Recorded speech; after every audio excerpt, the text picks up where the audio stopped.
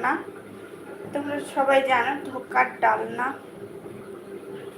ঠিক আছে, এই যে ডাল, ডাল বাটা, আর ইয়ে,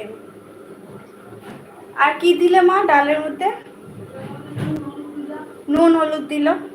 এবার এটা তেল দিয়েছিল, এটাতে মানে ভালো করে ভাজছে। এবার তোমরা দেখো, দেখতে থাকো। হ্যাঁ,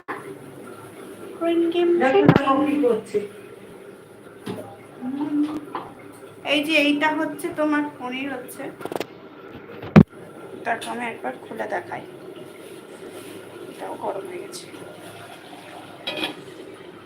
কি গরম রে বাবা।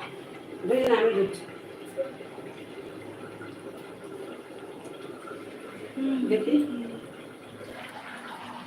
এই দেখো, ওটা হচ্ছে, এটা হচ্ছে ধোকার ডাল না, আর এটা হচ্ছে পনিরের তরকারি। এবারে ওটাকে মানে ইয়ে করছে, ফাটাবে। আমাদের ভিডিওটা কেমন লাগছে একটু কমেন্ট করে দিও গাইস। আর শুভ জামাই ষষ্ঠী সবাইকে স্বাগত, শুভেচ্ছা।